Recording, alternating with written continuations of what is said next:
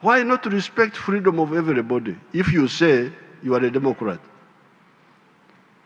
If you say you are a Democrat, why don't you respect the freedom of everybody? How can you say you are a Democrat and yet you want other people to be slaves? Why do you not seek to influence people by your good example instead of manipulation, lectures, and threats? As bullies, the Europeans used their progress in technology of shipbuilding and the use of gunpowder to conquer Africa, the Americas, Asia, and the Pacific.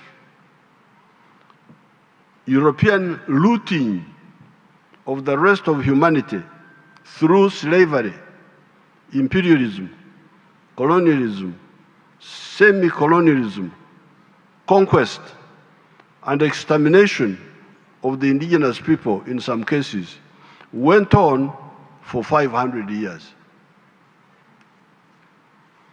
Instead of humanity celebrating the scientific advances in shipbuilding, the wider use of gunpowder, which had been discovered by the Chinese around 800 BC, the wider use of quinine against malaria that the Spanish had learned from the indigenous Indians of the Americas, the printing press, the steam engine, and all the other inventions were to spend 500 years in anti-colonial wars to expel the evil parasites. In the case of Africa, it is only in 1994 that the indigenous people of South Africa regained control of their country. So we had to spend 500 years dealing with idiotic schemes by greedy people. The oppressors miscalculate when they use their temporary advantage in science and technology to think that they can use that to indefinitely oppress other people. So those images which you see about some bad situations, don't think they represent the whole of Africa. Africa has got everything. Here we have everything. What we need from other people are markets and investments. But we shall not only sell to you, we shall also buy from you. We are not like others who want only to sell to others but not buy from them. It gives me great pleasure to welcome Your Excellencies, the heads of state and governments, and the heads of delegations of the non-aligned movement countries. This grouping of countries accounts for 4.46 billion people of the world. It was started by our far-sighted elders in the persons of His Excellency Sukarno of Indonesia, His Excellency Jawaharlal Nehru of India, His Excellency Gamal Abdel Nasser of Egypt, and His Excellency Zhou Enlai of China, when they met in Bandung, Indonesia, in 1955. That time I was in primary 3 in the school.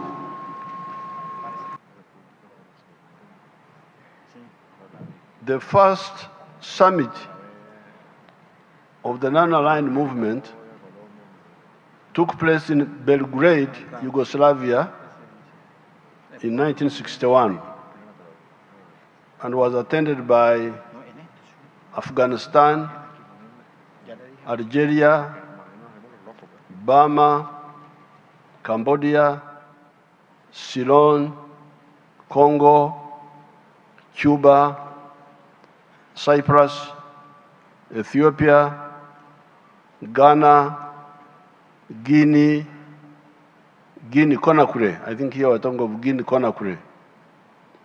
India, Indonesia, Iraq, Lebanon, Mali, Morocco, Nepal, Saudi Arabia, Somalia, Sudan, Tunisia, United Arab Republic, Egypt, Yemen, and Yugoslavia. The emergence of the non-aligned movement was a necessary antidote to the irrational polarization of the world of that time between the capitalist Western countries and the communist, mainly Eastern countries. By the early 1960s, our student group was already beginning to be active. We were the third generation of the African anti-colonial freedom fighters.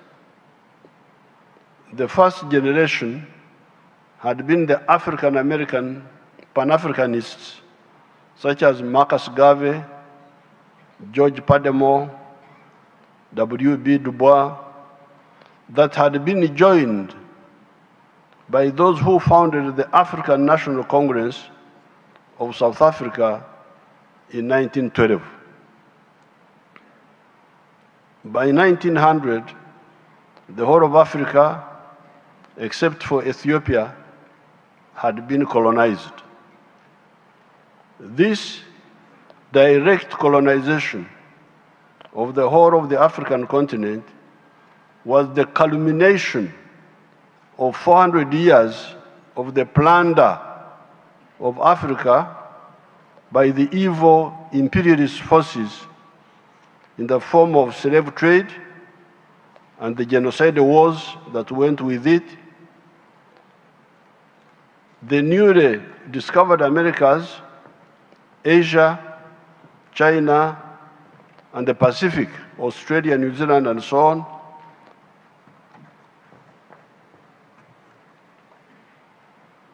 Africa's capitulation, Africa's surrender had been in part on account of our egocentric chiefs and kings who, out of selfishness, could not unite us to fight these evil people.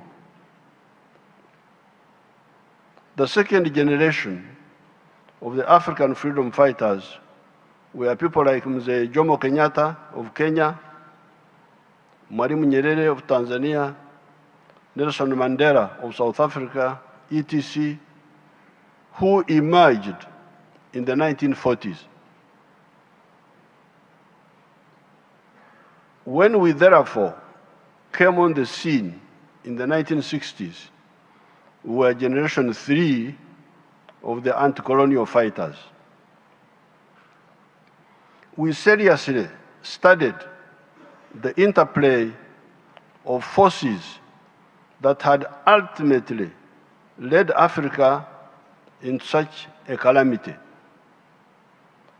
In those studies, we used the instrument of political economy, which is a study that helps us to discover the fundamental laws that govern the motion of society from one social system to another. What prompts society to change from one form of social system to another? That was our big study. We had to study the dynamics of social change. In that study, we discovered that man, the Homo sapiens sapien, who emerged here in Africa 4.5 million years ago, had been the main actor.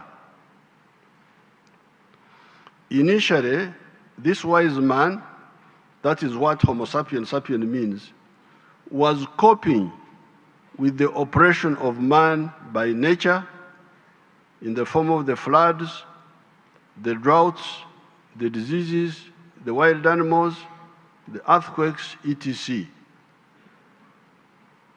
These natural phenomena were, of course, oppressing other creatures, such as the wild animals, the plants, as well. However, those other creatures could do little or nothing to tame nature. The only thing they could do was to adapt themselves to nature in order to survive. That is how the beaver in the cold climates hibernates during the winters so as to survive. It is only a man that has the ability to try and tame the natural phenomena and harness them to improve his quality of life. Why does man have this capacity? It is because of the three characteristics of man. These are a superior brain that is able to reason and not only act by instinct, a hand that can make and use tools to do work, and bipedalism, ability to walk on two legs with the head up instead of the head being down like a reptile, trying to navigate among ground-based obstacles, that enables man to see far and think. These characteristics enabled man to invent tools, starting with stone tools, wooden tools, iron tools, until today, when he is able to make tractors and machine tools, etc. These tools enabled man to make scientific inventions that precipitated qualitative and quantitative changes in society. The invention of fire 1.5 million years ago caused society to move from dwelling in trees to dwelling in caves and on the ground generally. Caves were more comfortable than the trees. The invention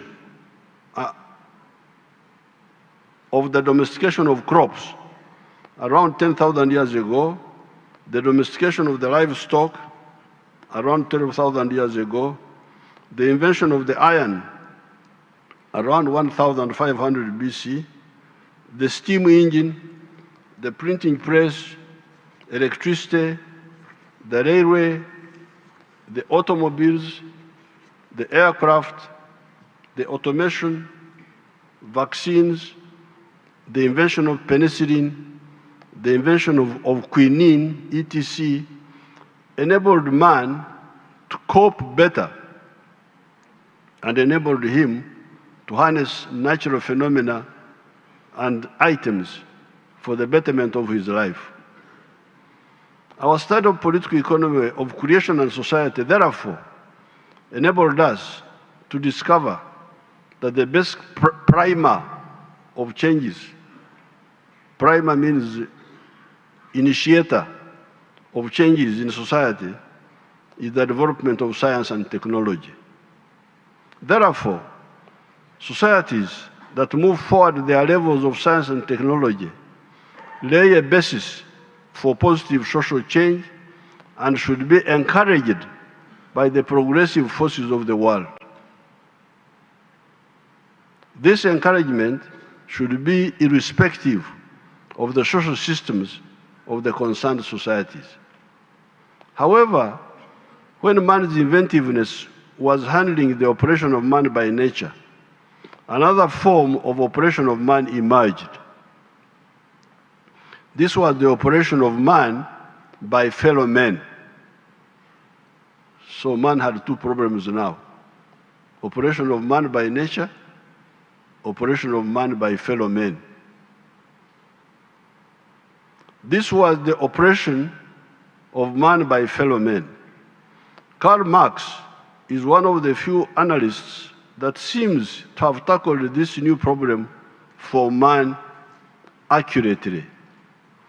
He pointed out that it was only during the time of the primitive communalism, when man was still living in hunter-gatherer societies, that society was free of oppression of man by fellow men. Thereafter, all subsequent social systems had elements of oppression of fellow men of varying degrees.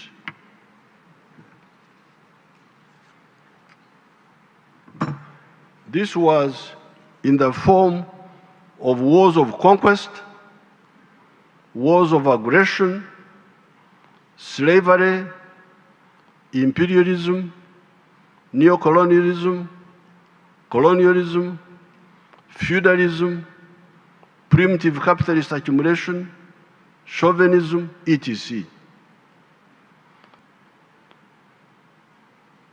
When the Europeans were thus blocked, they started looking for a sea route around Africa, led by the Portuguese, one of them being Prince Henry, the navigator of Portugal. This was a legitimate and positive response forced on the Europeans by the unreasonable actions of the Ottomans. As a consequence of that effort, Christopher Columbus reached the Americas in 1492, and Vasco da Gama went around the Cape of Good Hope in South Africa in 1498. By this time, the positive efforts of the Europeans looking for a sea route around Africa had already started being polluted by the evil of slave taking by the Portuguese. It is said that the first slaves were captured by the Portuguese in the year 1441. The two great achievements of discovering the Americas and going around Africa by sea soon proved harbingers of great evil to Africa, the Americas, and Asia.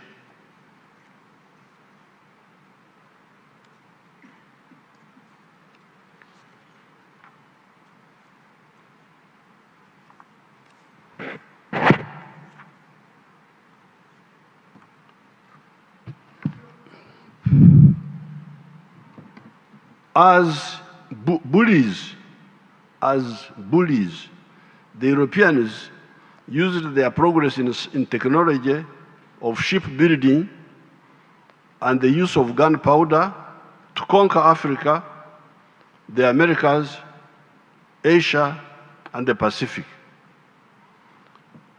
European looting of the rest of humanity through slavery, imperialism, colonialism, semi-colonialism, conquest, and extermination of the indigenous people in some cases went on for 500 years.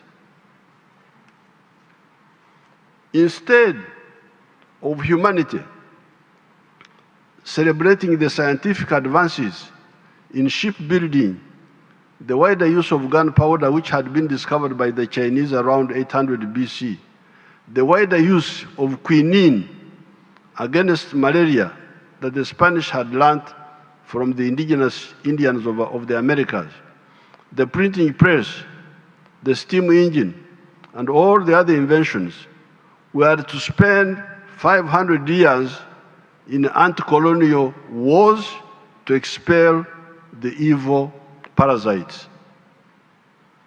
In the case of Africa, it is only in 1994 that the indigenous people of South Africa regained control of their country. So we had to spend 500 years dealing with idiotic schemes by greedy people. The oppressors miscalculate when they use their temporary advantage in science and technology to think that they can use that to indefinitely oppress other people. The oppressed will learn, catch up, and defeat the oppressor. That is why empires always all collapse. All empires always collapse. The idea of empires is an evil idea. I don't want to impose my beliefs on you, but as a Christian, in the book of the Acts of Apostles, it says that empires are evil. You go and read the book of the Acts of Apostles. St. Paul describes empires as evil. People are supposed to be free, not to be conquered by empires. Why not respect freedom of everybody if you say you are a Democrat? If you say you are a Democrat, why don't you respect the freedom of everybody? How can you say you are a Democrat and yet you want other people to be slaves? Why do you not seek influence? Why do you not seek to influence people by your good example instead of manipulation, lectures, and threats? Again, in the book of Matthew, it says, "Let your light so shine before men that they see your good deeds and praise your Father who is in heaven." Influence people by example, not by threats and manipulations. Chauvinists of race, religion, tribe, or gender should stop wasting our time and opportunities with their shallow schemes. Action will inevitably invite counteraction. Oppression will invite resistance. That is why we, the resistance fighters of Uganda, only fight just wars. We abhor unjust wars. The promoters of unjust wars lose most of the time. These are wars of imperialism, conquest, domination, etc. In the 500 years of European aggression against Africa, it was only from 1912, when the African National Congress was founded in South Africa, that modern freedom fighters came forward to lead the African resistance, the traditional, illiterate African chiefs having failed to defend our sovereignty, except for Menelik of Ethiopia, who defeated the Italian aggressors in 1896. It took the modern African resistance fighters only 82 years to clear the whole of Africa of these invaders, with South Africa being the last to get freedom in 1994. In that 82 years, you had the Mau Mau in Kenya, the resistance wars in Algeria, Mozambique, Angola, Guinea-Bissau, Namibia, South Africa, Zimbabwe, etc. We won everywhere. Our African brothers in all these wars won. But after losing a lot of time, why had the imperialists thought of dominating us in the first place? The Austro-Hungarian Empire ended up disappearing from the face of the earth, and capitalism did not stop spreading.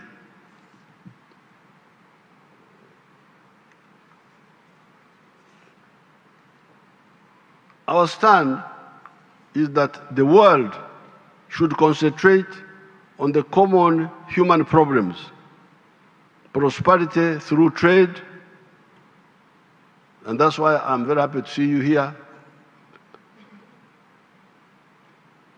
When you are outside there, you may get stereotypes about Africa, that Africa, they have no food, they are starving. Here we are dying from food. We have so much food here.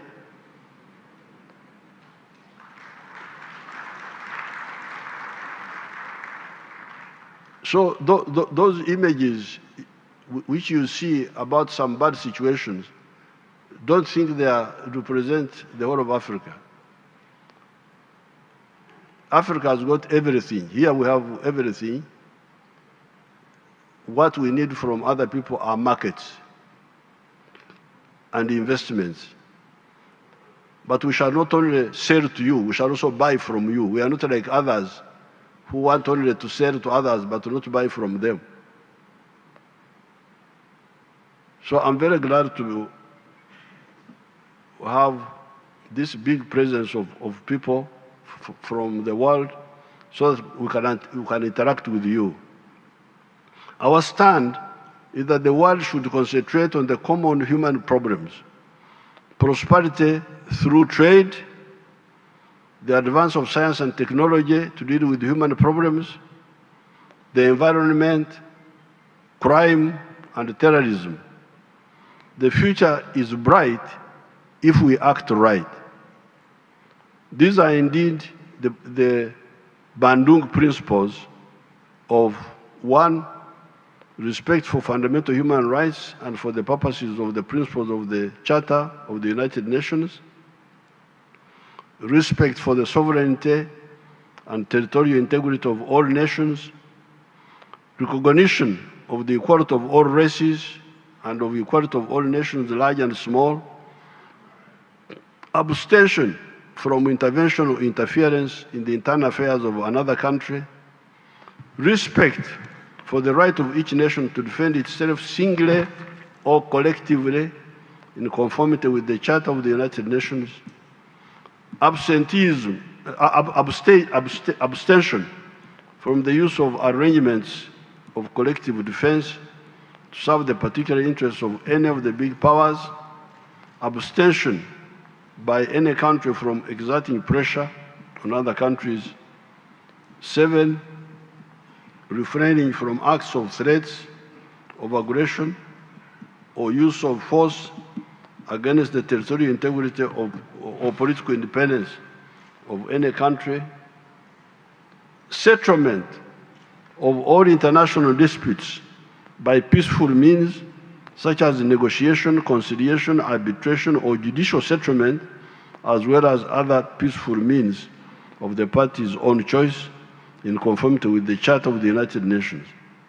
Promotion of mutual interests and cooperation, and respect for justice and international obligation.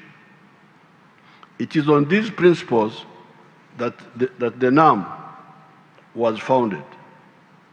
We, the resistance fighters of Uganda, can testify that by synthesizing the package of ideas have got very good results. Using the ideas of the free market, we use the free market principles.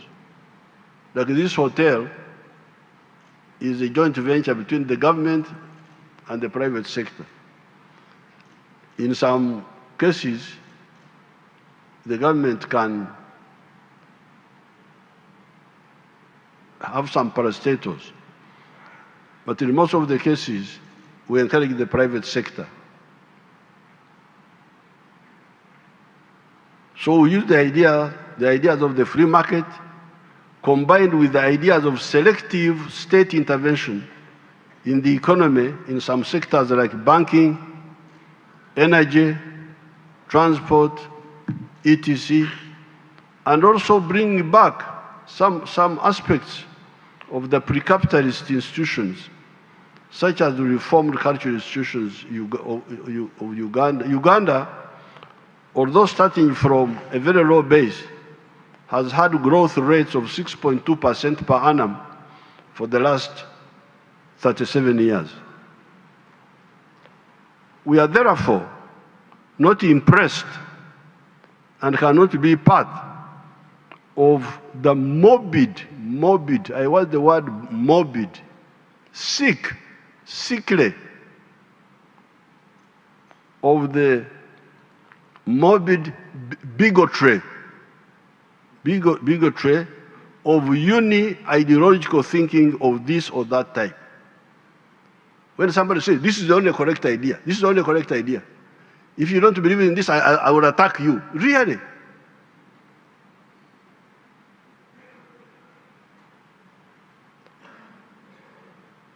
The universe has been here for the last 30 billion years. This earth has been here for 30 billion years. The human society has been here for the last 4.5 million years. Now you come, within 20 years, you think what you think is the only correct thing. You must be sick.